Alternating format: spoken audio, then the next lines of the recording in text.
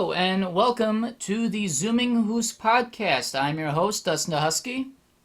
And I'm Kurdan Sourpuss. And this is our 10th episode. Woo! Ooh. It almost looks like the 010 looks like a face. Ooh. It's kind of like ooh, except it's like ooh. O-L-O? Olo. Olo? Olo. Olo. Olo. There we go. Olo. So we have Olo instead of ulu. Olo. It's so cute. It looks like it's got eyes. I love the font of my podcast title. You're welcome. It is so Art Deco, which it is Art Deco. It is Art Deco. It's definitely not Comic Sans. No. Because we're a bit more classier than that. Bless. Well, actually, okay, there's actually one thing. Go. One thing that actually comes to mind that I would like to do, and this is something simple.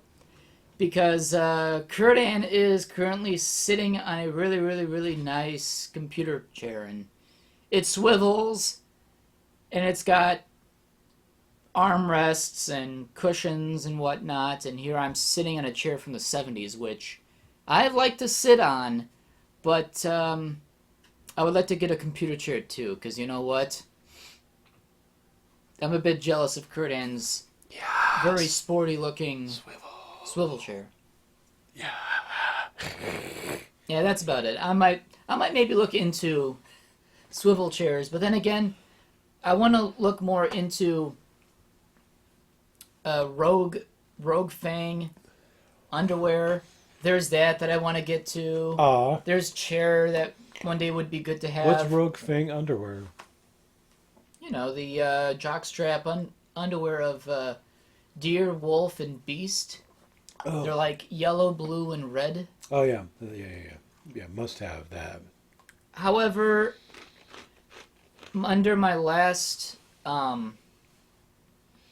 car loan that I paid off this week, not the last, I should say the last one that I paid off recently, I am now under $4,000 on this car loan, which means if I keep this up, I'll be done paying my car by the end of the year.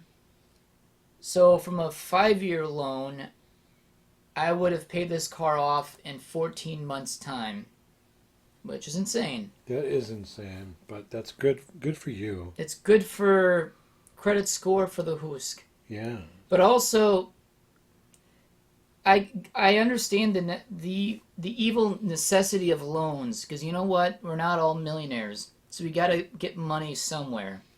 Well, I understand the need for loans, but I also don't like the idea that a loan is hovering over your head through good and bad, meaning recessions, pandemic. Yeah, it pretty much, when this all happened, I thought, oh, great. This is during, when I finally get a newer car with a loan, this happens. Mm-hmm. It's like when I think we broke up like a week before the pandemic.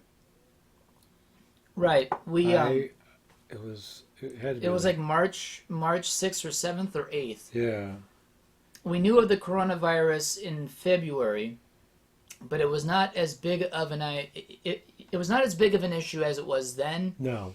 Until the beginning of March to mid-March, and that's when it started exploding. Yep. And then by April, it just kept going up and up and up of cases and unnecessary deaths, and now it's embarrassing. Yep. It's embarrassing that I'm not going to get too much into politics, but no. We should have taken care of this better. Yes. I must admit, the way how things were handled here was bullshit.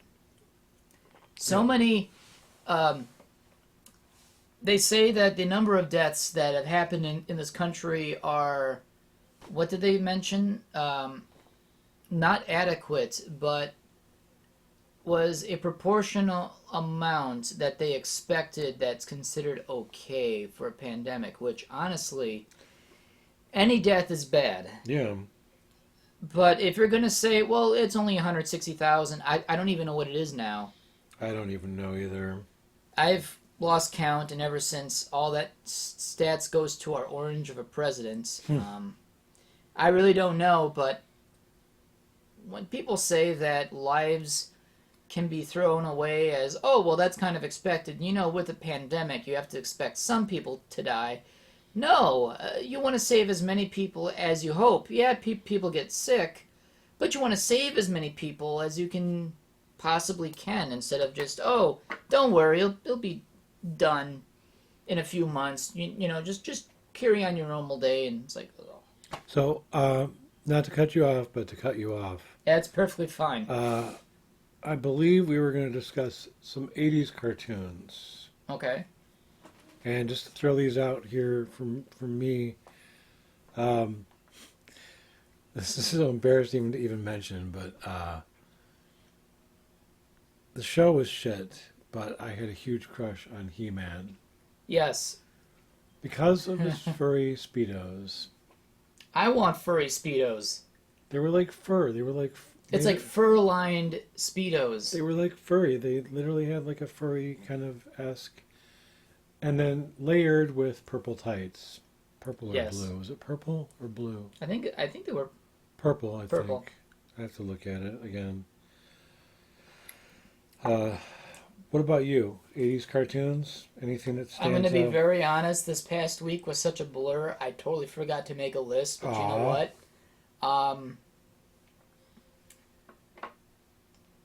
Yeah, this past week was such a lost week for me.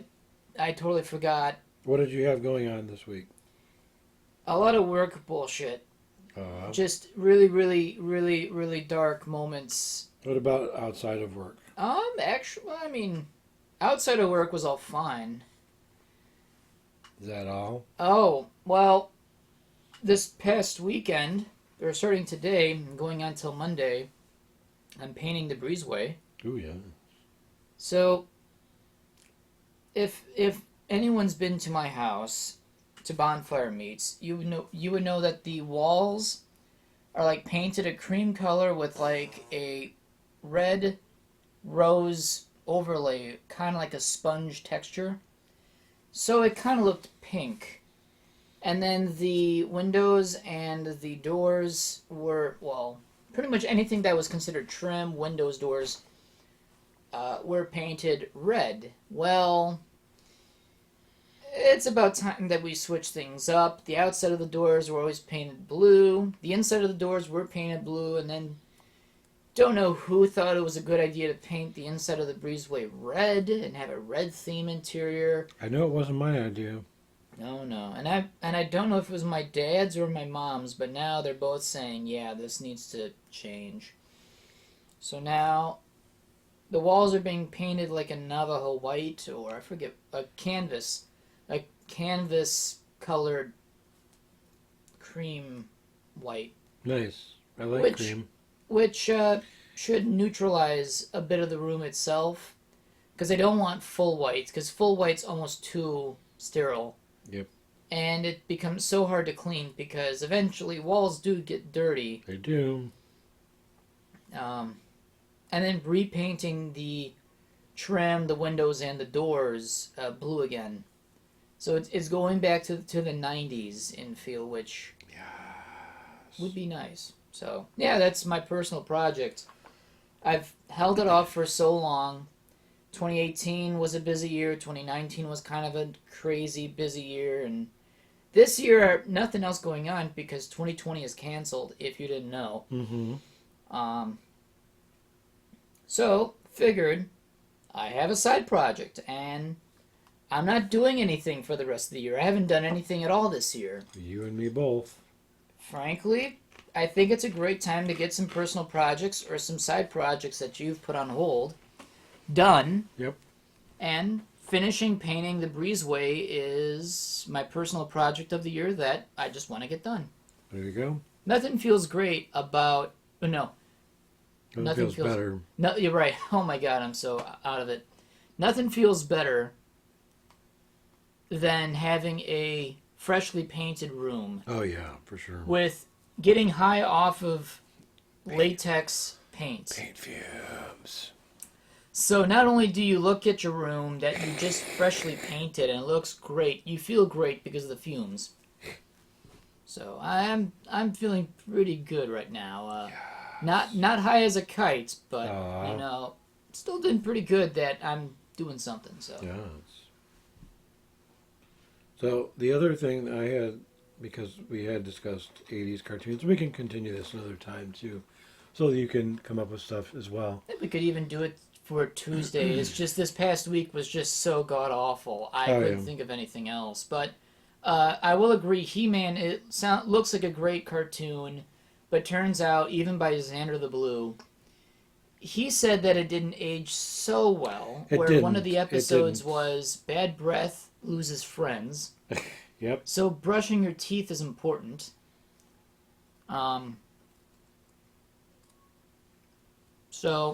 But it's the aesthetic part of He-Man that's great. It's so 80s. I mean, Skeletor wore tights, for God's sakes. A skeleton. He's a sexy skeleton, though. Muscular, sexy skeleton wearing tights. How does that work? With, like, Arnold Schwarzenegger legs and arms. Well, they all had, like, the same body type. It was kind of generic. That's actually funny. Yeah.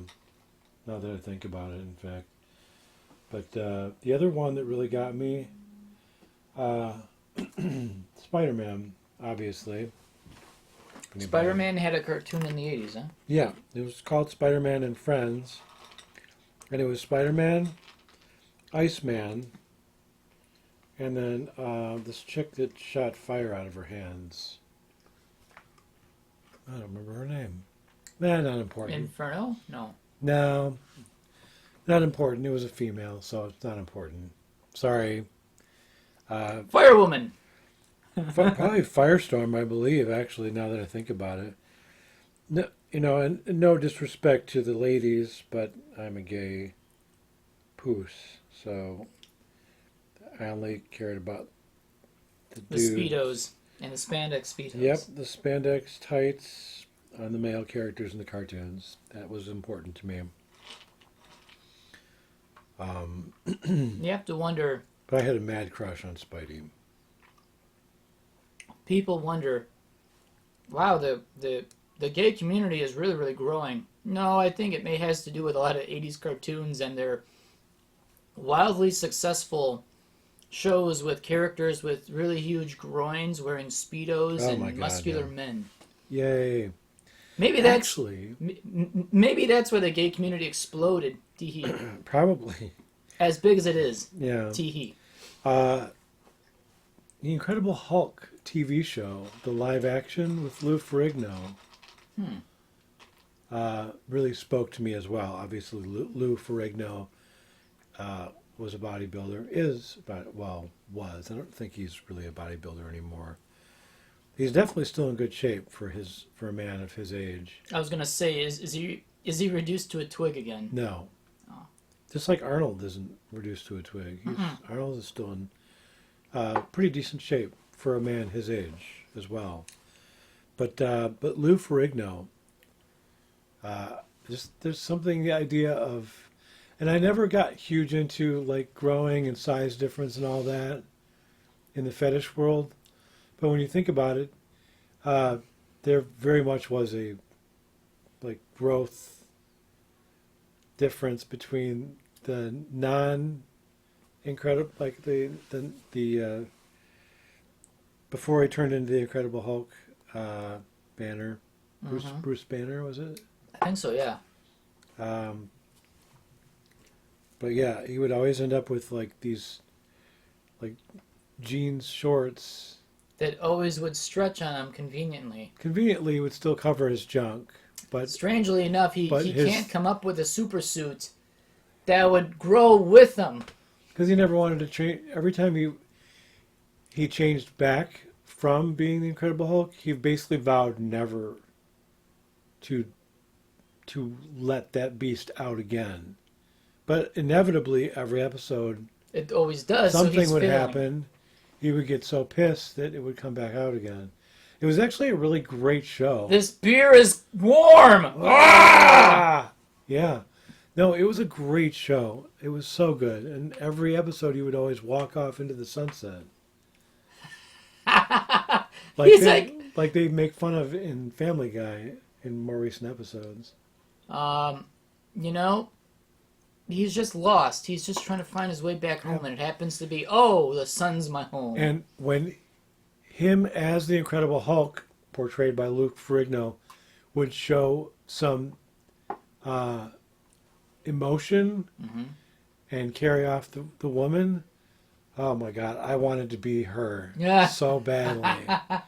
Because it was beautiful. He was so caring and loving. In his arms. He would in the set sunset. her down and then beat the crap out of a guy again. And then walk into the sunset. And then pick her up and carry her off to safety. And I was like, well, that should be me. I want to be carried off to safety. You want to see the Hulk smash a God. person with his fists. And then later see the Hulk smash himself into you. I had a huge crush. I love Lou Ferrigno. He was everything. Aww.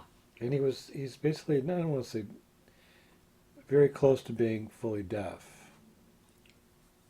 Oh, he's that old. No, even then, he's always had a very... He's always had trouble hearing. Yeah, a huge hearing loss, which changed the way he spoke. But he was just... I don't even think he was especially handsome, but just had the body.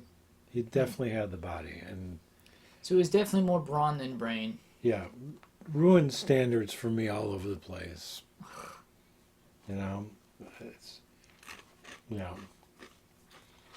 Something else I wanted to bring up, again, not to get too focused on politics, but I keep noticing at work, because we have a TV in our break room, that they keep playing these Biden commercials all over the place. It's all annoying, but then again, this is another election season, so Yeah, but like every commercial break, there's one or sometimes two, sometimes as many as three Biden commercials, like one after the other, and I'm like, I mean, that's an hourly occurrence. usually when they do that, in the past, I remember this actually now thinking about it, they would run one political figure's commercial, and then they would immediately follow it up with the opponent. Yep. And I'm not seeing that. And the station that I happen to notice them playing the most on is Fox, which blows my mind. That they're only playing pro-Biden commercials. Yeah. I kept expecting it, to have like a dark turn where it's like, he eats babies, and this ad is paid for by Trump or something. But he fondles broccoli quite disturbingly. Do you want him? But yeah, no, fondling broccoli as president? No. So I don't know if anybody else has noticed this, or if it's just me. Maybe I don't know.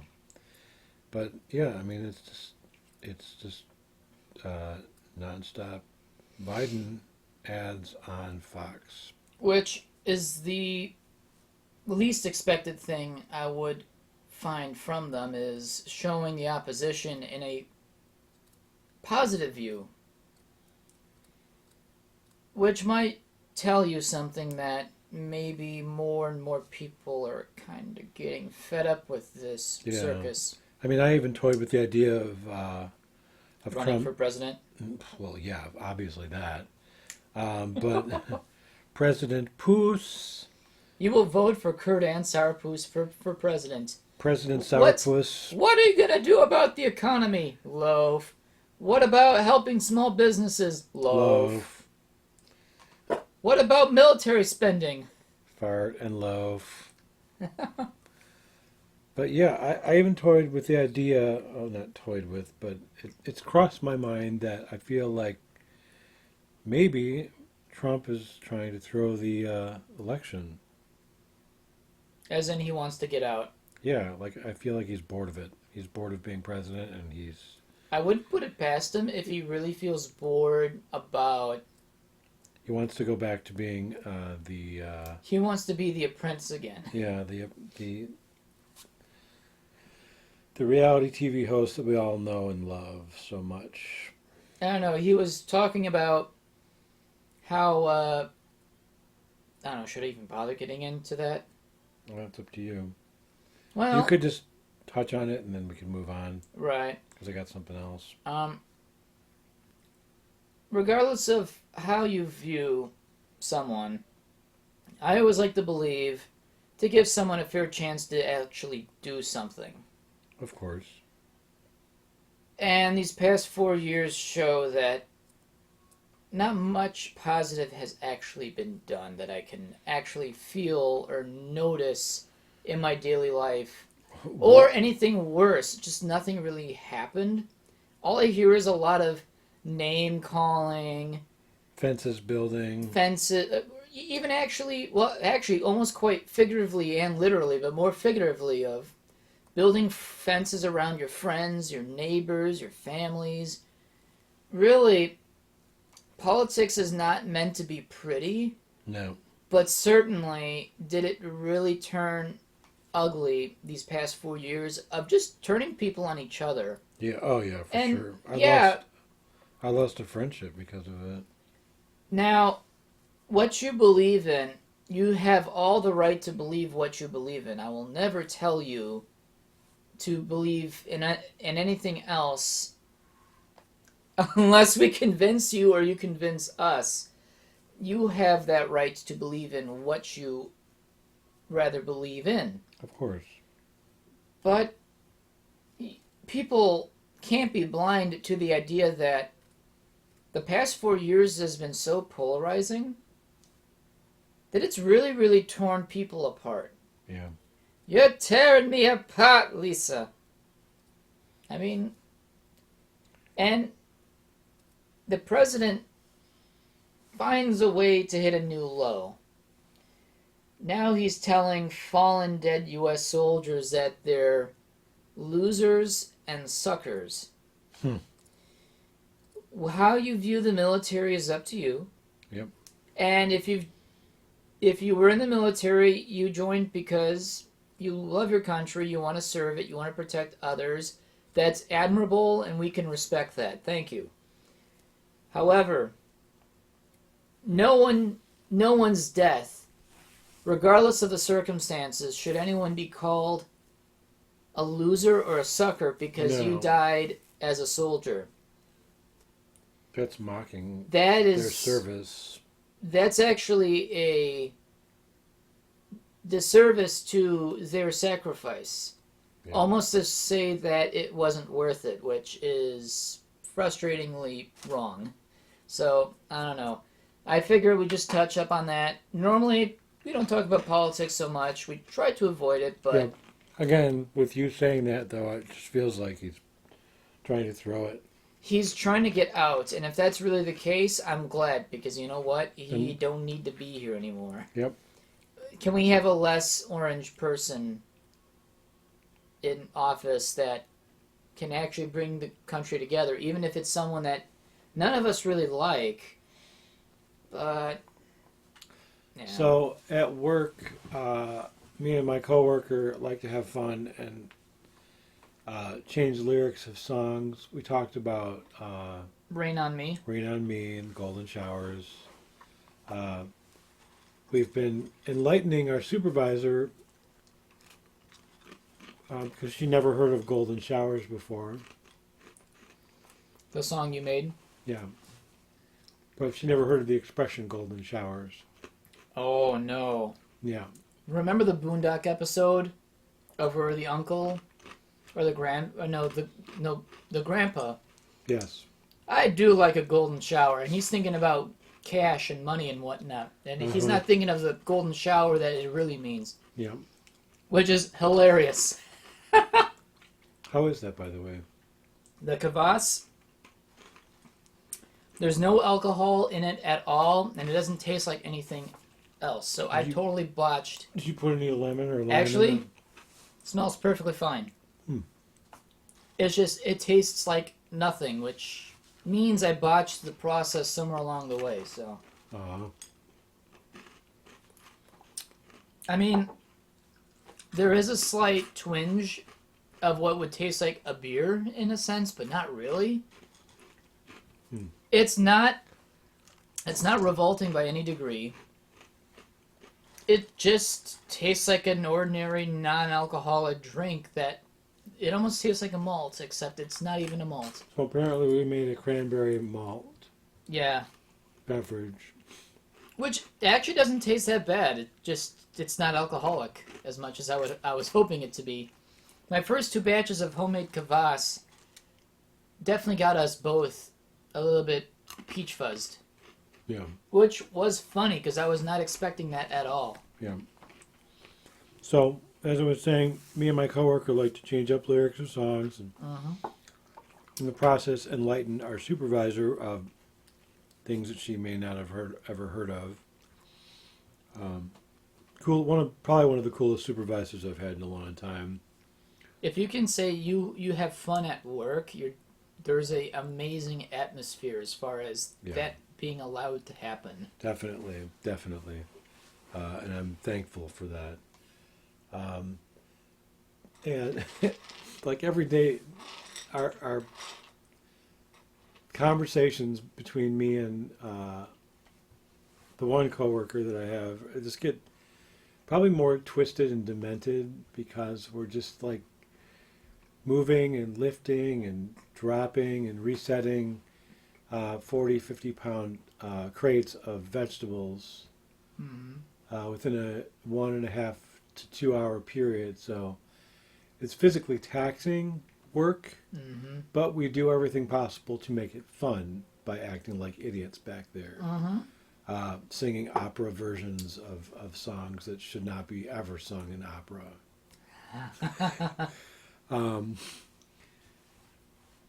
And hoping that nobody outside of the cooler can hear us because we're right in the front of the store. So That's funny. can you imagine walking into a Walmart and hearing, "Rain on me, rain on me." Or like hearing an a cappella performance of Radio Gaga. And while you're doing the clapping in the freezer as well. Yeah. So the last thing I brought up, because I was talking to her about we were talking about different weird shit that people do on the internet.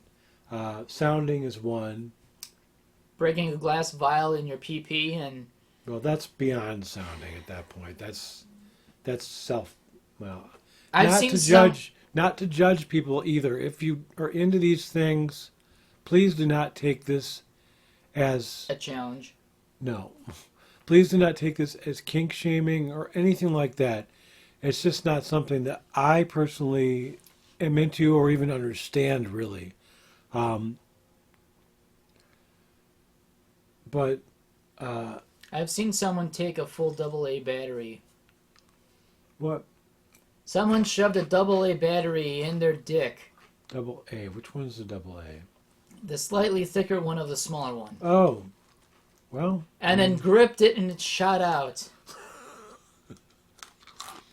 Then they did it with a Bic ball pen. You know what? All the more power to you if you can do that.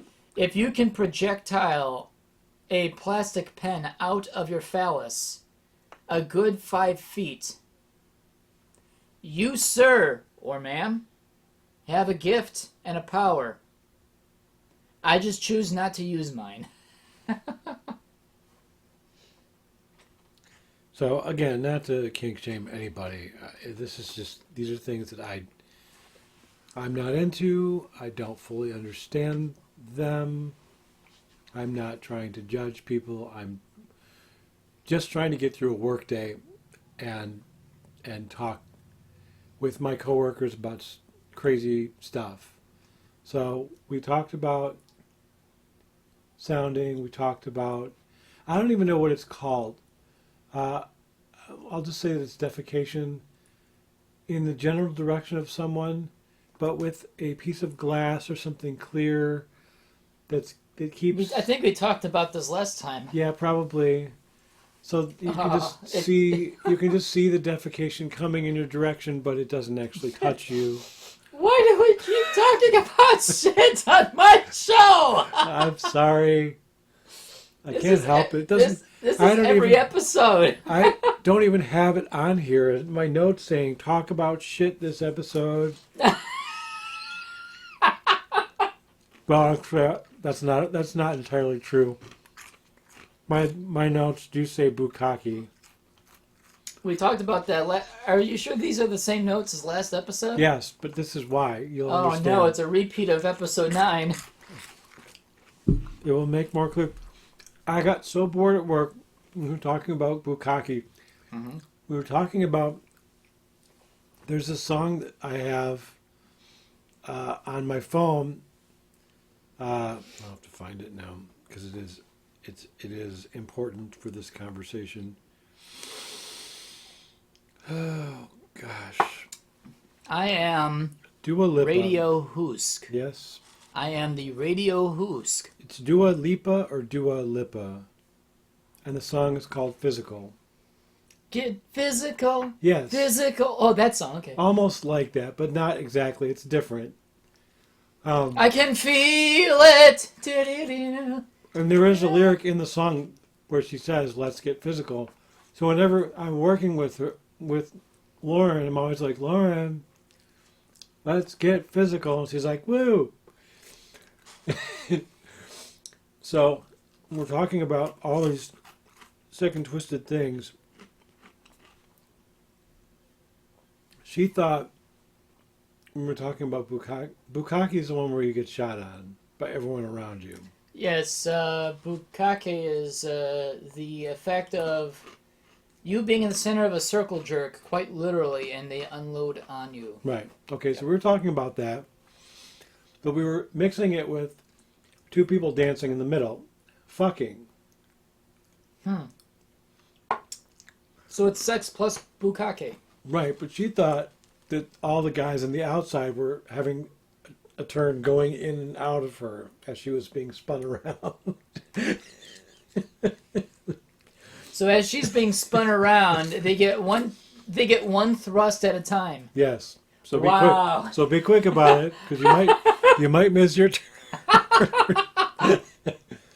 And then you're in the side of an ass, and then you go off like, ah, and then there's disappointment. Dude, do not give furries ideas. They will do that. No.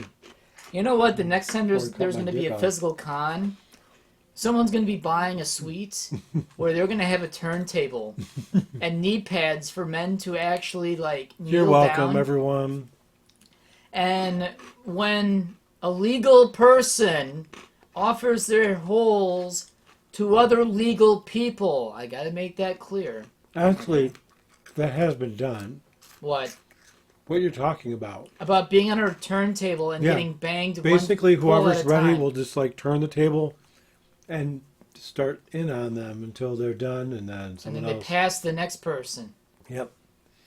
I forget what it's called, but I'm sure there's a name for it, and I'm It's sure called- someone will comment. It's called FWA. Fua. Well, it's because FWA is the one con where the flow of semen is incomprehensible. Fluent.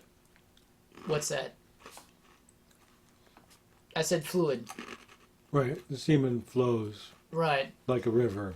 right. And I feel like I've talked about this before, but at FWA, anyone that actually goes who is there not to see friends, not to go to panels, not do anything else, but to have fun, in quotation marks. The sex. The sex, which is all fine as long as you play it safe and whatnot. You know your status and this and that. However, I know furs that go to FWA solely for the reason to get laid.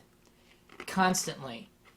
From Thursday to Monday. You know, whatever floats your boat. Whatever floats your boat. Again, I'm not going to judge. However, it becomes worrisome when they told me, oh yeah, I mean, it was all fun and this and that. I got to see all the people I wanted to. In fact, meet. I can't really judge. I've been a complete whore and slut lately on Twitter. With your vinyl, with your Spanx. Yes. I'm just. Well, I'm whoring myself out right now.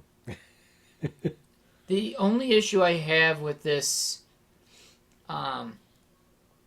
with the whole idea of making a whole convention pretty much your one means to have physical fun with others. Mm-hmm. It's one thing when you know the people who you're going to have fun and you know their status, okay? That's normal. Hey, if you're clean, at that point you know everyone's status going in. All right? Sure. So that's kind of bog standard Let's practice. cut to the chase. Stay safe, basically. However, this one fur says that he was banged so many times that he even fell asleep to getting banged. That he actually got banged by people he didn't know, did not even know banged him. That's rape. That Was he asleep or passed out? Or he was like passed out to a certain degree because of the amount of. At that point, that's rape, and Yeah. don't do that, people. I don't care. But how... apparently, he actually woke up to a guy that he did not expect to be in his bed. It's just someone that he didn't even know. At that was in his bed, I and will then- judge. I will judge Well, with that. I mean, I'm not judging the person who's getting banged, but the person who's doing it. I also judge the circumstance that you're there to have fun. You're going to have fun with people you hope to know their status, because that's something important in this community, because STIs transmit quite frequently in this community, despite what They people say. Transfer regardless. Right. Whoever has sex. Is going to transfer something. Yep. Unless you know for a fact you are full on clean. But when you have sex with someone you weren't planning on having sex with at all, and you don't even know their status, and they, like, literally, he says that, because I know FWOA is Elevator Con, so, you know, there's that. Oh, yeah. I couldn't go to FWA for that reason. Apparently, this guy was so popular, you know, for getting fun with, that he had a line in his own room that extended outside the hall. That's... What the heck? Okay, sorry. I can't... I Which, to me, it's like, you do what you like to do. No one should ever stop you. But when you have a line outside your room that goes down the hall, that's interesting. Yeah. But especially when people who say, "Hey, what's this line for?" "Oh yeah, we're about to bang our friend." Like, "Oh," and then they get in line and they don't even actually know who this person is. Yeah, I don't know. You have safe sex, everyone. Okay. Yep. Just saying that. Yep, definitely. Practice safe. So, going back to the spinning, dancing, fucking... Turntable of fun. Okay. Yeah, turntable of fun that she had in her mind. Meanwhile, in my mind, because I had seen the music video for the song by Dua Lipa, they're spinning, like, fast. So, in my mind, I'm imagining every dick that goes in her butt is just being yanked off. And she's just collecting all these cocks. It's like one of those lead pencils where I don't know if you had these growing up, but it's these little bits of lead Yep. in a plastic piece that you Yep. push into a pencil. Yes. I can only imagine that. Yeah, I can imagine that too. It's just penises inside someone. It's like, Yep. I'm collecting these for later. These are for me. And they're always hard. So, yeah. Wait, isn't that considered a torpedo tube at that point? Possibly. So, out of morbid curiosity, because I love researching and looking things up, and I love the Urban Dictionary. Oh god, Urban Dictionary is so fun. It is fun. I love the Urban Dictionary. So, according to the Urban Dictionary, bukkake. This is the first definition I found for bukkake. Okay, alright. The act of shooting your mangu on a woman's face, followed by slapping her with your empty gun. What the fuck? Wait. Similar to the classic pearl necklace, but more specific targets. Nose, mouth, eyes, hair. What the fuck's a pearl necklace? Basically, somebody who wants to be shot. I mean, you want cum around your neck, I guess. Or on your neck, I guess. I don't know. I have to look that one up. I don't know that. I've heard of it, but I've never actually understood it. See, I'm even like the virgin to a lot of this. Usage in a sentence. I knew she was into bukkake when she told me to shoot it on her face. No, well, no. The way how I see bukkake is, No, that's only one definition of it. There's more. right. The definition that I think of is really a group of people getting off to someone in the center, and it's raining men. Right. Or else one individual person, that's not called bukkake, that's just called squirting it on someone. Right. Now, mind you, this is a publicly edited website, the Urban Dictionary, much like Wikipedia, which can be changed by anyone. Right. So the next definition, bukkake, is putting your penis in someone's mouth while they're asleep, then waking them up. Results of bukkake is the victim being cocky about tasting cock. Use in conversation. Ben. Last night, while I was sleeping, Zach gave me a bukkake. It's not how it is. I woke up with his penis in my mouth. It was like breakfast in bed. At that point, you're gay because you don't describe a penis in your mouth by calling it breakfast in bed. The other person, Zach. Yeah, you like that, don't you, bitch? What the fuck? This is directly off of fucking Urban Dictionary.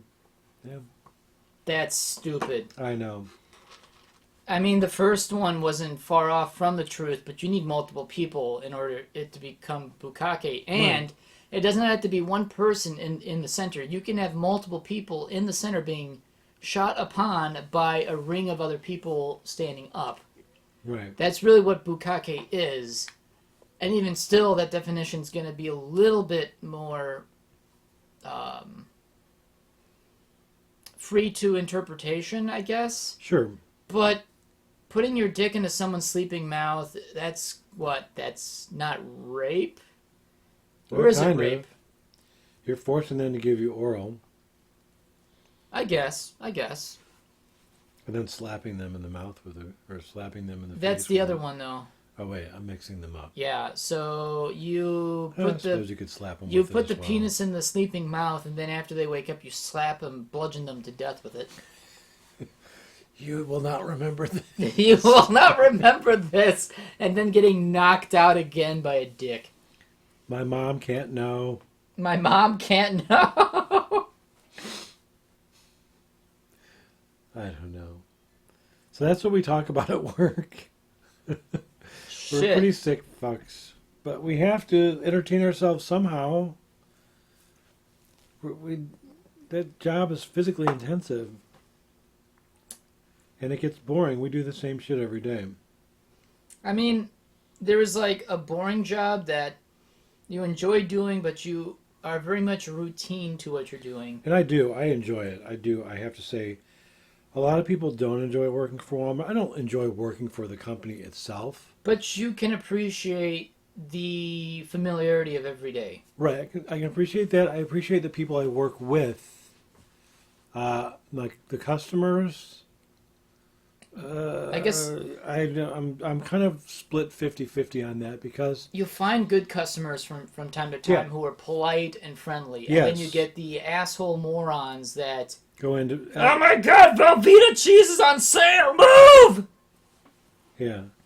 I mean, some of the people that come in there, like, I get compliments on my corn, which in case anybody didn't see my tweet about corn, You make a good corn Every stack. day I make a different looking corn stack, and I get customers that compliment me on it.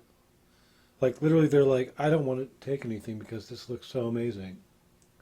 And I'm like, "Take That's it." how you stick it to Walmart. Is you do it in such a way that no one says, "I can't possibly destroy this work of art. I can't buy this ear of corn." And then Walmart and the Get yelled at for making a display that looks too good that people don't want to buy shit. yeah. You're fired. We can't make sales with you making it look so nice. The stacks of butter. Oh, it totally looks like the pyramids of Giza. Yeah. But yeah. now a single person does not want to buy our butter because it looks Egyptian. The butter. Oh, the alien butter. Why is it alien I butter? don't know. But now I'm actually drinking actual booze. Now I'm drinking vermouth again.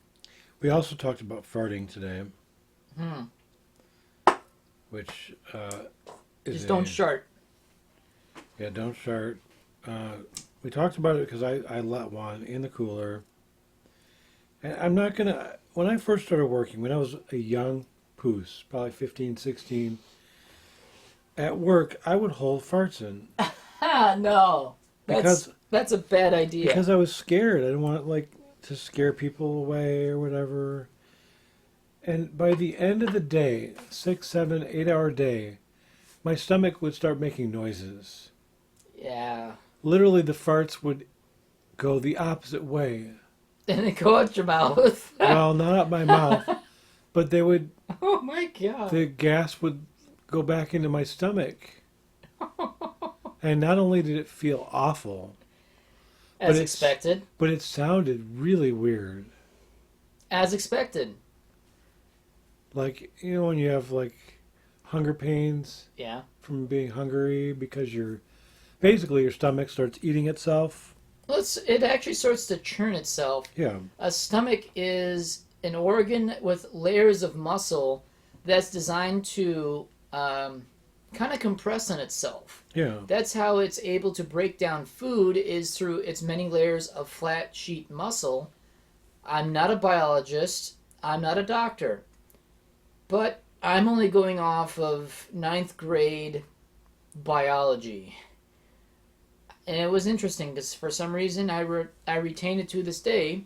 Right. And the stomach is made up of like 2 or 3 or 4 layers of this muscle that help twist it, contort it into shape, and then when there's nothing in it, it really grinds into itself. So. Yeah, it does. The stomach acid will eat away at the stomach lining. Well, actually, the stomach is covered in mucus. And if you eat a lot of spicy foods, the mucus will shift around and cause what is called an ulcer. The stomach and the body can help by producing more mucus. It takes a while. That's why stomach ulcers don't go away after a short while. It takes quite a bit. And Kurdan has made pants out of his shorts in the most interesting way possible. You're a genius. I was not actually expecting that. I know. I'm Wow. so creative.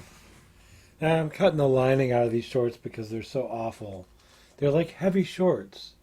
I can feel myself sweating in them.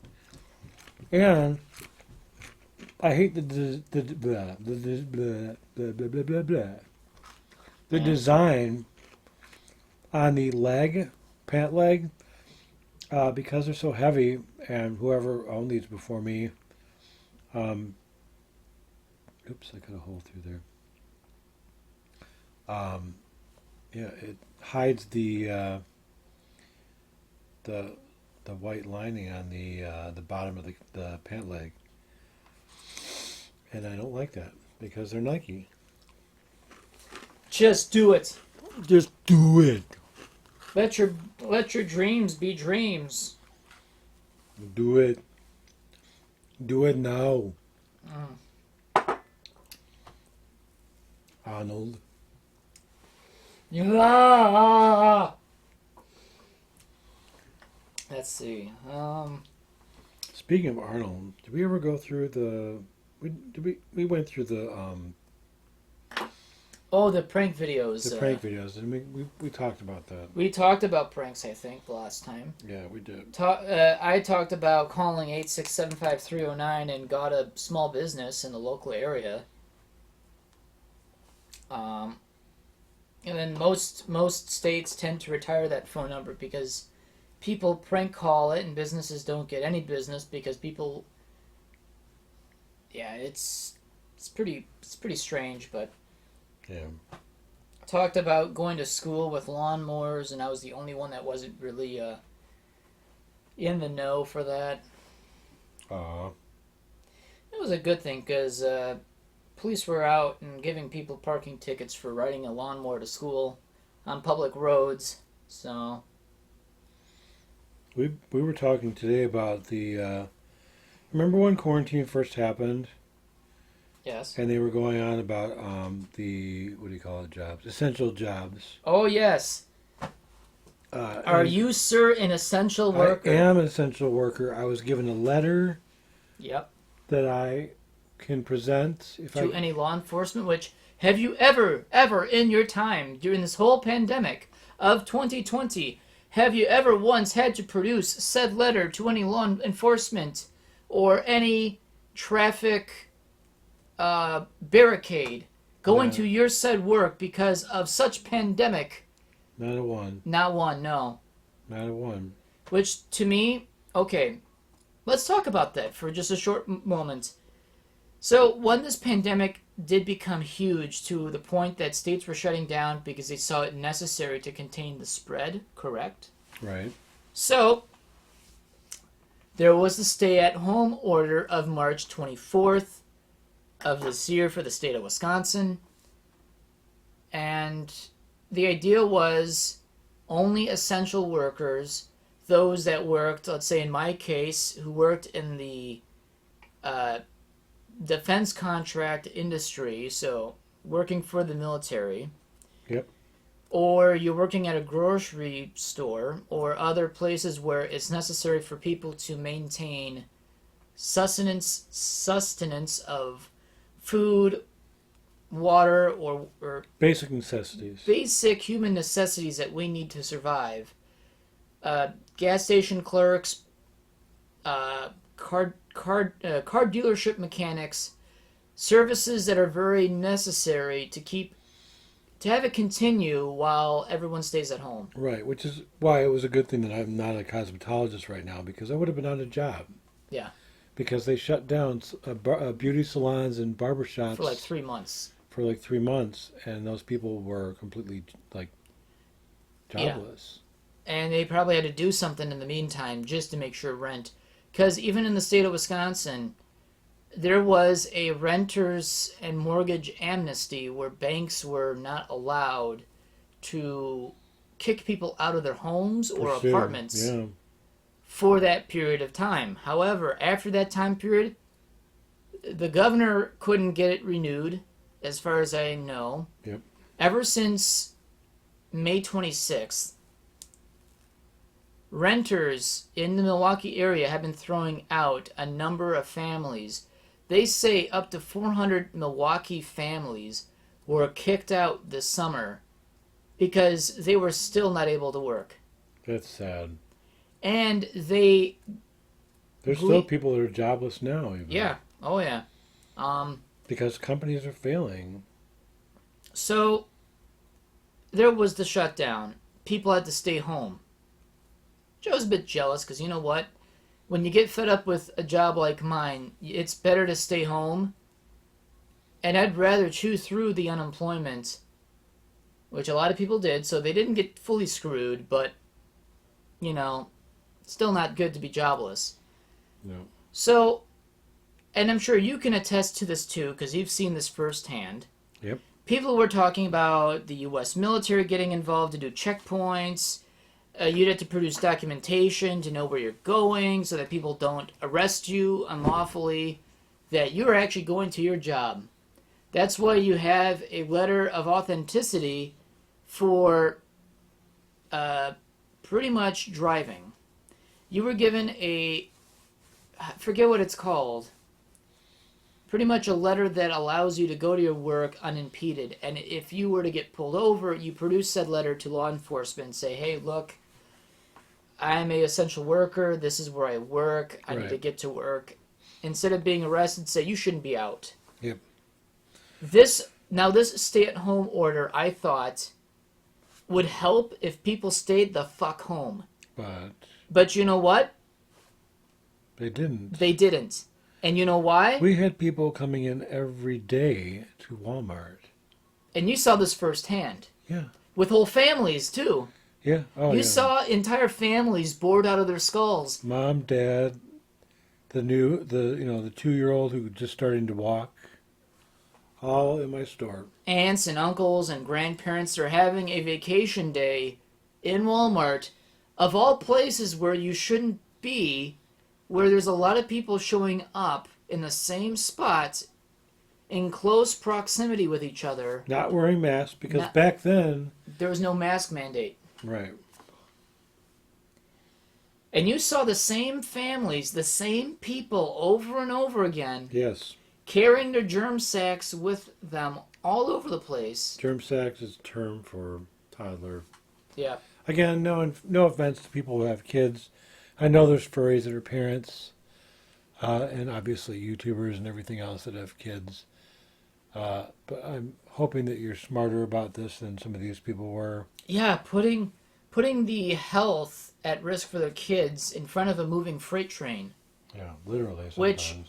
Which this pandemic is a biological freight train. It don't care who it finds. It will find you. Don't discriminate. Nobody. They will get you sick, horribly sick, and it may kill you. And you know what? No one stayed home. No one stayed home. You know what? Some people did stay home because during that time period, my commutes to work, yeah, there's still people going to work that did go to work, but you know what? The roads are a little bit clear between March and May. And you know what? It was a bit strange. I did see the same vehicles that still went to work, so I'm assuming they still were essential. They went to work anyway each morning. But I see fewer and fewer vehicles. So I thought, okay, well, maybe this might be working.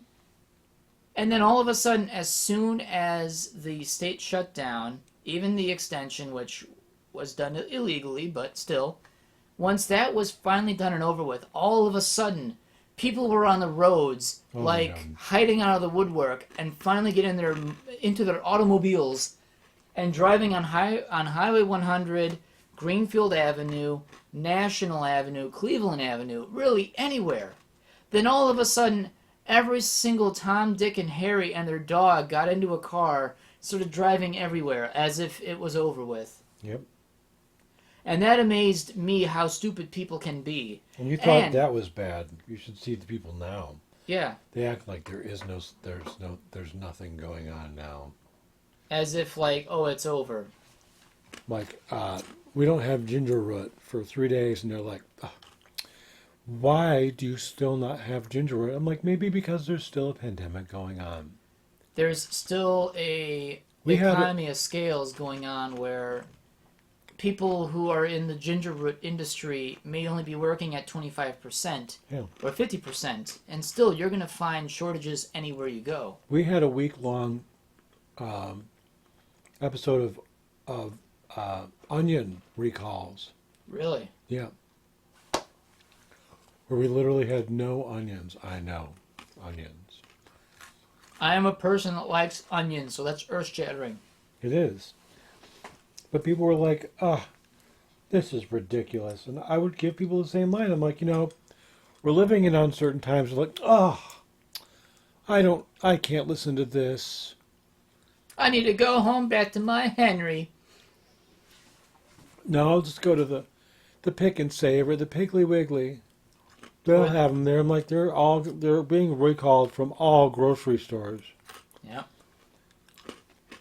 It's not just us. We all get the produce from the same fucking people. Maybe a little bit of alcohol in there? Actually, no, I took a big swig from that, and I realized if I take small sips, it's pretty smooth going down. If I take a whole mouthful, holy cow, it punches you back in the face. Is that vermouth or is that That's kvass? vermouth. Oh. The kvass is almost straight water at this point. The vermouth is still quite amazing, and it's changed my view on some hard alcohol. My thoughts about this whole shutdown, was it something that was absolutely necessary to do? I think so. Was it effective? I think it was maybe at most 50% effective because people like you and me, even though if they still went to work because they were considered essential workers, I only went to the Aldi's down the block from my job. Yeah. Went to my only gas station. Well, there's many gas stations near me, but I only went to my one gas station I prefer going to during this whole pandemic. And that's it. I only went shopping at Aldi's on Highway 100, and I went to my gas station down the block. I only went to those two places for 3 months to minimize my exposure through and through. I don't think people took any of this seriously. No. I think they just went about their business because even people who were collecting unemployment, they did what the hell they wanted to do anyway, so they went out and went shopping almost every day. Yeah. Hoarding toilet paper, which I think was... Don't even get me started on the toilet paper hoarding. Which was dumb. I mean, yeah, if you were experiencing natural disaster, waiting to happen, it's good to have extra supplies on hand. The problem is with that, don't do it during or after a pandemic or a natural occurring event. The idea is you should be prepared before something happens. So let's say, for example, my family here, we always have a spare bag of, or a spare pack of toilet paper on reserve anyway, just in case. Just in case if we're not able to get to the store for some reason, we end up skipping toilet paper. We still have enough toilet paper to last us for maybe another month or so. We already have gotten that mindset that it's good to have a few supplies just to keep you over, just in case. Some people don't do that. In fact, they don't do that at all. And then all of a sudden, during a pandemic, they buy it when they need it. They buy it not only when they need it, but they buy a lot more than they really need. Yeah. And selling four sheets of toilet paper for, $1 or $2 because people need shitting squares when we discovered the shower. Yes, people, you can touch your bungholes. It is okay. You can wash your bunghole in the shower with soap and water. You really don't need toilet paper. Your workplace will have toilet paper, so you don't have to worry about wiping your ass with a sock. Yeah. I mean, I remember when this happened, and we would get our toilet paper in whatever brand we could actually get our hands on. The shitting bears, as I like to call them. They would cut the shrink wrap off, and before they could even get it off the pallet, people already were ripping people them off. were swarming like wasps around a rotten piece of fruit. You know what you were living through? You were what's his name? It's Rakatansky from not Road Rage, Mad Max. Yeah. His name is Max Rakatansky or something like that. So something strange. You were, like, they call fuel the juice. So you were witnessing Mad Max to toilet paper levels. Yeah.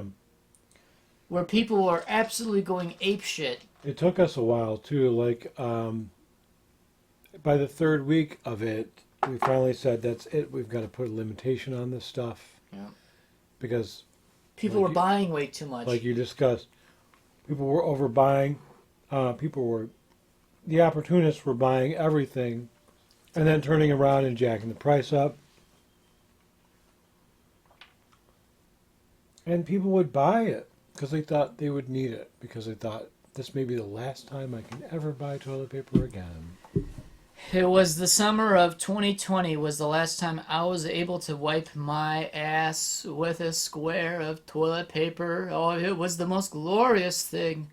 Oh, yes, I remember those days quite fondly where would grace a nap to the ass.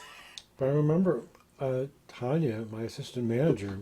I like how this went back straight to shitting again. Yeah. It came full circle, people. Well, just wait. Because she was like, this is the flu. It's not the shitting disease. That's true. It's interesting that bottles of water and Although, toilet paper were gone. I suppose you can get diarrhea if you have the flu.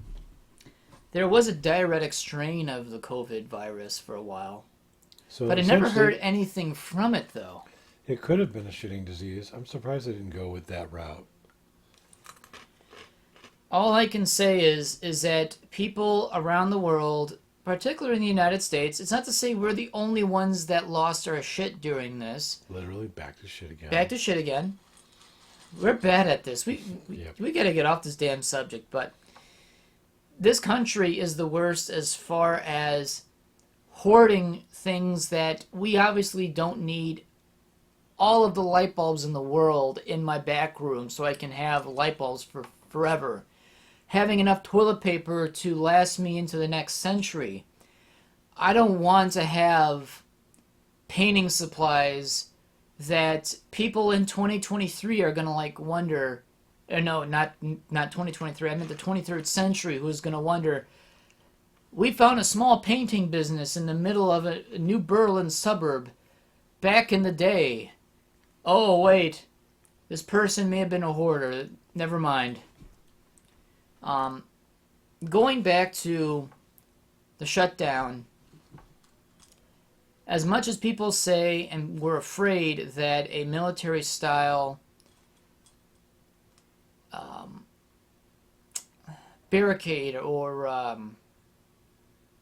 like a practicing checkpoints. Yeah. I was honestly awaiting for that. I was actually hoping it would happen because you know why? It would get non-essential people off the roads, stay at home, be safe, and not get sick. Yeah, they never did that. No. Only the New Berlin the New Berlin Police Department was practicing doing checkpoints on the Waukesha to Milwaukee County border. And you know what? Nothing came of it. There were 20 police cars the day before the shutdown was going to be announced. They were practicing checkpoints on 124th Street in Cleveland. And you know what? Never happened. Never happened. They were, as far as I know, the only force in the state of Wisconsin to actually do anything about it, and they still didn't do anything. Because I remember them saying, too, at least to us, Walmart workers, they would ask us, have you left the state? And if you had said that you left the state and came back, you would have to self-quarantine for 2 weeks before you could return back to work. Yep. But you could, after a while, people were going from state to state, and nobody was doing anything about it. Nobody would know if you left the state or not. Actually, it was a kind of a moot point. The whole point was for state shutdown was to stay home. Yeah. And people couldn't even do that right. Yep. So you and me are essential workers during this time, right? Yep. And you and I have been in the same room for much of this whole time, or at least in the same living area. Living space. Did we do anything during that time besides go to work, maybe get gas, and then got groceries together just because it was more convenient to go together to pick up whatever we wanted, because we tend to cook for each other because it's just more convenient that way to pick up stuff. Did we do anything else beyond that? No. Because you know why? We actually care about our health. We actually aren't dumb as a rock when it comes to putting ourselves in harm's way. We actually followed state recommendations to stay at home, even while working. Yeah. Putting ourselves in danger anyway to go to work. Mm-hmm. We still didn't get sick. Not at this point, knock on wood. And people who were unemployed were fucking doing everything to their heart's content because they had nothing else better to do. Yep. If I were unemployed right now during a pandemic, but I was getting paid but still had to look around for a job, which not many people did anyway, so they literally stayed home for much of this whole year. And with most states' unemployment, you have to look for 4 jobs in a week. Every month for 2 months. The idea for unemployment is you're only supposed to be unemployed for 2 months anyway, and if you don't find a job and the last job that gave you a job offering, you must take it. That's how unemployment does work. Problem is, no one else follows it. Yep. The idea of unemployment is to be job searching for 4 jobs a week for 2 months, and if any company were to give you, if it's McDonald's, was the last company that actually offered you a job, 2 months went by, and you didn't find anything, you were supposed to work at McDonald's because that was the last job that offered you a position. That's the one place I've never Want to work at? I've still never worked there, and I promised myself I never would. I have standards when it comes to working, but if I'm desperate, I'll work anywhere, but I still will not work in fast food. Yeah. Like, if I am down on my luck and could care less about my current job and decide to quit, I would not mind working at Walmart temporarily until I find a better job, just to get away from my situation, because it sucks right now. And I need to clarify, I only say this because I see fast food workers get dumped on by so much of the general public. Oh, yeah. I'm not saying that, because if anybody out there who listens to this works there, this is not because of you. No. This is because of how people treat you guys. It's embarrassing. Anytime that I end up going to a fast food joint, I'm polite. Mm-hmm. I say, hello, how are you? Nothing feels better when someone says, hello, how was your day? Are you having a good time? Right. Because then all of a sudden you have a customer that actually somehow cares about you. Right. Even if they're getting slop from your restaurant, they're giving the time and day to ask, how are you? Right. Most people don't even say that. Yep. It's not so much the job sucks. A bit of the job might suck, but people can find enjoyment doing anything. It's the people you interact with outside of your business is what makes or breaks any job. Right. And on the flip side of that, and this is something I dealt with when I was still friends with Ken in Naperville, in Aurora, Illinois. A lot of the times we had employees that worked at McDonald's, who didn't speak English. Again, this is not their fault that they don't speak the language. It's also not their fault that they were employed illegally by an American corporation when they're still not a legal citizen. Mm-hmm. I hold McDonald's responsible for doing this because they're the problem. Just like Walmart. We hired a guy from Cuba at my last store. Mm-hmm. And I was stuck training the guy. And Edwin was a nice guy. Mm-hmm. And within 3 months that I worked with him, he learned how to speak English. We went from not being able to communicate at all to being able to joke around and talk. With some rudimentary form of language between the two. Sometimes having to resort to Google Translate when I couldn't convey it properly. Right. If it was too complex of a sentence or something. But, I mean, like, my boss forced me to work with him. And I was like, me? You want me, who does not speak... A lick of Spanish. Well, I wouldn't say lick. I can say, me llamo Jose y tú. Your name is also Joe. Is that what that is? Well, my name is Joe. Oh, I got that totally wrong. And you. Oh, okay. Je m'appelle Dustin. Now you're speaking in French. And I'm speaking in French. So, anyway, So we went from that to being able to, like, by the time I left, my supervisor went to me and said, "Thank you." And Edwin is hilarious. He's a fun guy to work with. They love him. And it's because of my influence on him, being the one person that he was stuck working with all the time. He got a good experience. Yeah, yeah. And this is somebody, again, he's not a legal citizen. Just like Jerry, who's I Canadian, was about to make a mention of that. is not a legal citizen. And do you even know And- if his work visa is even current? No, I'm sure it isn't. But he sits there and mocks and makes fun of us, makes fun of our president. Tell me that he says a boot. He does not. He doesn't even sound like Canadian. Because he's lived here so long that he lost his Canadian accent. Yep. But My mom still has an accent. But he speaks so fast that you can't understand him. My mom's lived here for 31 years, and she still has a French accent, and she still She's says... not giving it up. I don't blame her. I wouldn't either. I mean, she talks to her sister on a weekly basis, sometimes more often than that. Yep. I wouldn't lose it. I'm actually kind of glad she does not have...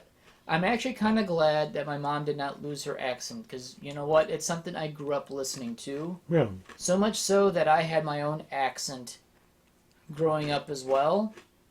Some people still tell me to this day I have some form of an accent that is, like, on a level of 1 to 10, is about 0.5% that it's still noticeable. Or, like, if I were to go 10 very noticeable, 1 not so noticeable, it's almost like 0.5 on that scale that it's there. I don't notice it, but people do. A little bit. I can feel it sometimes. You can feel my voice? Sometimes. Is it caressing you right now? Yeah. I am touching you with my voice. But no, with you, what I notice is sometimes your use of words, or not even so much the use of words, your placement of words in a sentence gets fucked up. Slightly. Because I learned 2 languages growing up at the same time. Yeah. And that's not your fault. Which I also do that in French, where I cross words together in Yeah. a French sentence that doesn't make any sense. Right. So my English form of forming a sentence goes into French, and in speaking in English, I do it in the French form. Yeah. So I double whammy myself when I speak. I'm Either born language. here. Either way, you're screwed. I'm a Tommy Wiseau, but I'm a natural born citizen in this country. He's fed up with this world. Dude, you know what? No, don't start making movies. Damn it. Okay, no. No awkward love scenes. Can I have at least one? Okay, I want to work with Tommy Wiseau and say, hey, your English is okay. My English is okay. You're from Poland. I'm from this country. We both speak fucked up. Is he Poland? I think he's Polish, actually. I found out. Okay.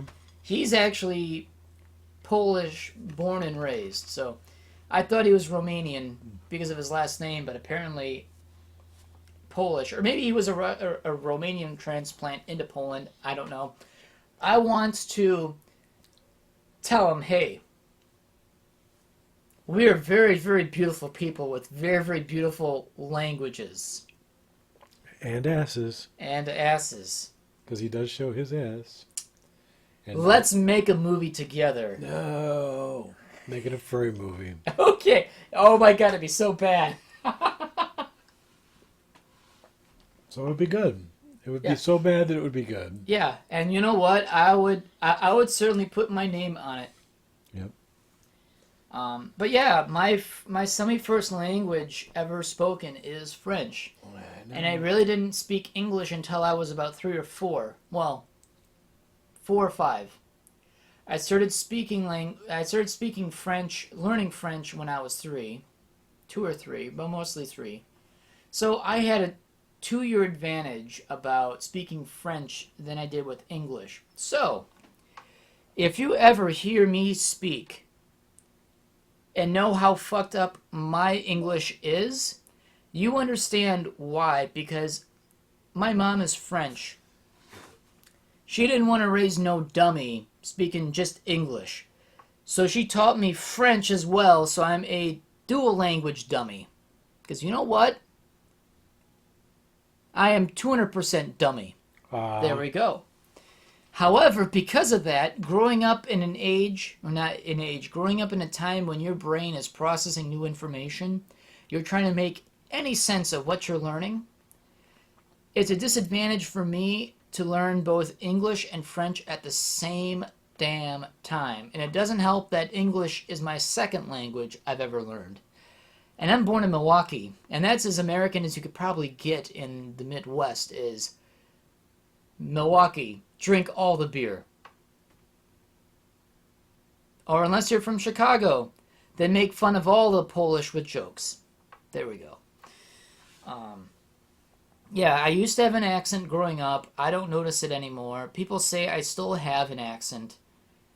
But they certainly can tell I'm special because the sentence forming that I'm used to doing, not out of habit, just out of necessity, because that's the way how my brain is set to operate is, when I think of English, I sort of think of French. When I think of French, I sort of think English. It's unique in the sense to that because, I don't know, I'm just a one case example that you're confusing two languages into one, if that makes sense. Mm-hmm.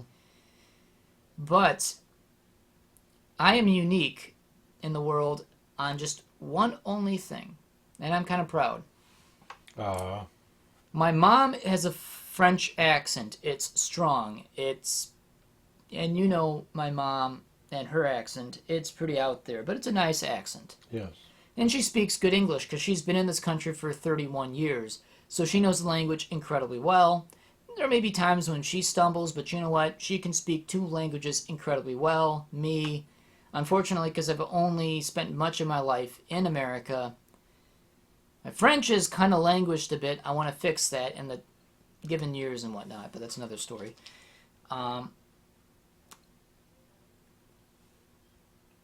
My accent, when I speak English, not so noticeable. Because everyone thinks you speak English. Okay. All right, you're in the Midwest, you're in Wisconsin, you have the most neutral language in the whole country, or the most neutral accent. The American English accent in the whole country is Milwaukee. And anytime I visit France and I speak French, I don't have an American accent. I don't have a British accent when speaking French. I speak a Parisian dialect. Yeah, you do. You have a very special dialect. And I'm the only one in the Midwest that can probably guarantee to speak Parisian French without a problem. No one will ever know that I'm actually a dual national. And when I went to France and when I would order out food at restaurants, Kurdan just killed a bug and he's successful. There we go. He gave a thumbs up of approval. Anytime I go to a French bar or a restaurant or a museum and I'd ask a question or, you know, in order for my food and this and that, they understand that my brother speaks only English, doesn't speak much French, so obviously they know we're all tourists, or at least visitors in the country. My mom speaks fluent French without a problem, so is the rest of my French family, because of course fluent French, natural born citizens. Then me. I'm the outlier, because then all of a sudden they heard me speak English, and then I speak fluent French. And the accent of the American and British accent is not present. Then they really ask, wait, where are you from? Oh, I'm from Milwaukee. And they already know what Wisconsin is in France because it's their favorite state. You learned something today. Wisconsin is the best state of the Union to French people. Don't forget that, which is special, actually. They love Bucky Badger, they love the Green Bay Packers, and they love Harley-Davidson motorcycles. So if the French were to become American one day... I like Bucky Badger. If the French were to become like in American state, they would probably identify more with Wisconsin than any other state of the whole country, which is cool. They always ask me where the hell I'm from because you know what? They have never heard of a tourist speaking such clear French, but on a slower pace. They say, "Oh, where are you from?" "Wisconsin." "Oh, okay, all right." And that is our cat loaf son blepping at a plant. That's a cute photo. So, since the breezeway, and now he's sniffing a plant. Aww. Oh, that's so cute. Aw. So, we had to remove all the furniture and plants from the breezeway into our kitchen. And Sylvester, our sunloaf, is really adjusting to his new world reality that all of the plants are in his general living space. It's only unfortunate for him that it's only temporarily, so yeah. But he does get to hang with them anyway. Oh yeah, he absolutely loves his plant friends because he bites them Yeah. and sniffs them and chomps at them and then he loafs and then licks them. and then licks them. And eats the dry leaves. And then he eats the dry leaves, which worries me more, but apparently... And he throws them up, so it's okay. Okay, well that's good, because if he can at least throw them up, I'm fine with a cat throwing up stuff he shouldn't eat, than it passing through and then causing more issues. He still throws them up. Blech. I'm quite glad for that. So, I still don't like picking up cat puke, but you know what? His cat tummy says, Nope. we shouldn't eat this. Blech. So we've gone from talking about shit to talking about vomiting. And he's... I tell you people, if you made it to 10 episodes about us talking about the normal things we talk about, and apparently that normal thing happens to be anything with defecation. If you lasted this long and continue to stick with us, I really appreciate it. Because I really avoid trying to talk about shit, but in the end, we eventually talk about shit. And I don't understand why, but it just happens. We try to talk about other things. We try. We definitely try to avoid politics, because I'm going to be honest, politics is polarizing. I don't want to cause issues among locals, among other furries in the community. It's not my intent. I don't want to offend anyone. This episode is just a bit unique that we decided to talk about it on just a small window of time, of our time today, just to show that a lot of people are a bit fed up with their current situation. I'm just going to stick with that. Yeah, 4 years have come by, which is shocking. We survived 4 years. Yep. I'm quite glad. Yep. Me and Kurdan are shaking hands right now that we have survived 4 years of Orange. But we want to see this country get better. We do want to see people get together, work together, and come to a good solution that helps everyone. It's unfortunate that people are having a difficult time trying to do that now, and it's unfortunate that politics is the reason why that divides people, and it shouldn't be. It's unfortunate that people allow it to be. Yeah, we went a bit serious right there. But it's coming straight from the heart, because politics isn't the end-all conversation to life, because there's more things to talk about in life than politics. You may have a coworker or a boss that likes to talk about politics 24/7, which my boss and coworkers at my job all talk about politics 24/7, and it gets pretty frustrating. I just tend to ignore it, and that's all they talk about. Then you can't ignore it anymore because that's all they talk about. And it's not to say that they fail to see the reason what's going on. They have their perspective. While I dislike their perspective, I'm going to respect their perspective. And due to First Amendment rights, that should be defended as well, even though I dislike it. But they do have a reason to speak. It's just, politics is just such a dirty topic these days. It's just better off to be left aside not mentioned, and talk about more important topics like toilet paper and wiping your ass with toilet paper that you can't get. However, Kurdan, what's the situation on the toilet paper front today?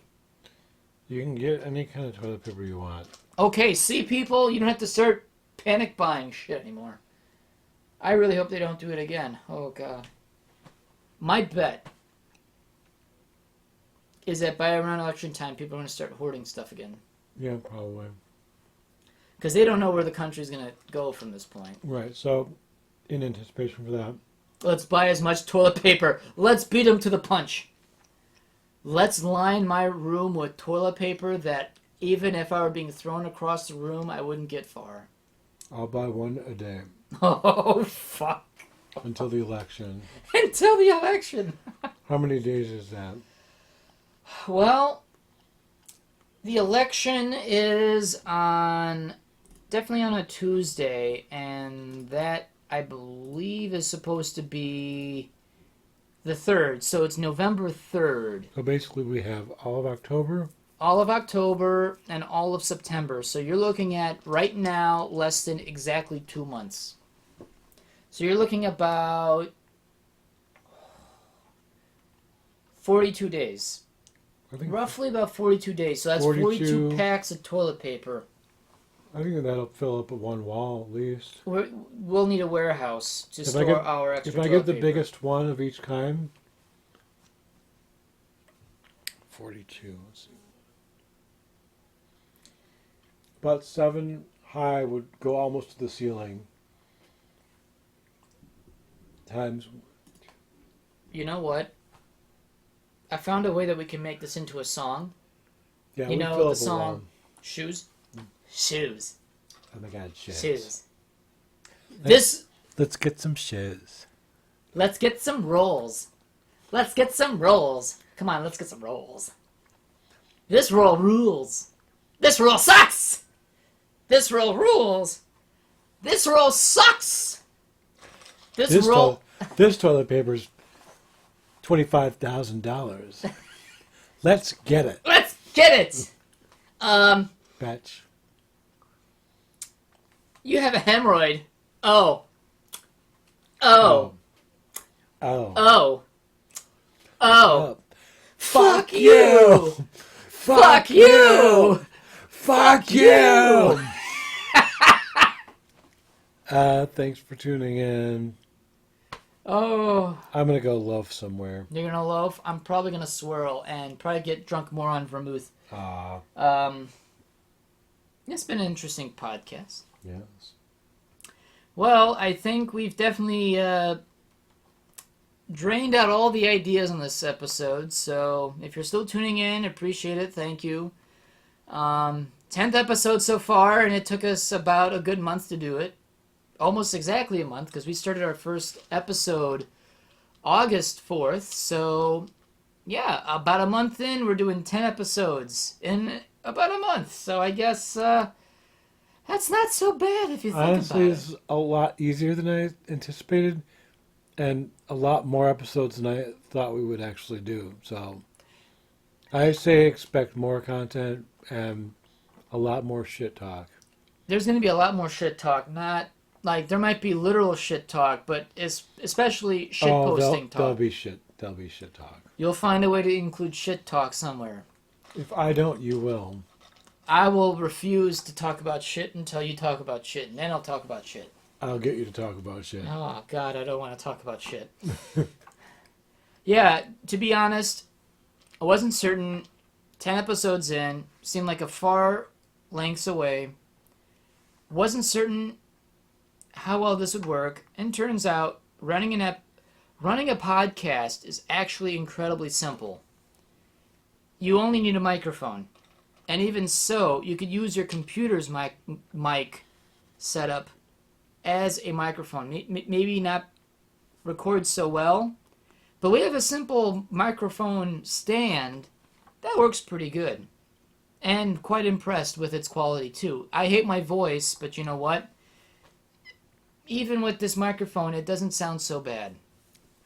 I hate my voice too. Yeah, I don't like the way how my voice is distorted on audio. It's kind of dumb. The only thing I hate worse than my voice. What? Yes. Oh, yes. What's that called? ASMR? ASMR. ASMR. There we go. And me snacking the whole time. Sorry, guys. You know what? The amount of frequency we're doing, we're all having fun doing this. Quite glad to have you all as audience members tuning in every few days, so I appreciate that. So always expect more, and of course, more weirdness from us. So I am signing out. This has been the Zoominghoos podcast. I'm your host, Dustin DaHusky. I'm Kurdan Sourpuss. He's hissing. I'm gonna hiss too. I'm a dog. I don't know why that makes sense. Thanks for tuning in. We'll catch you around next time.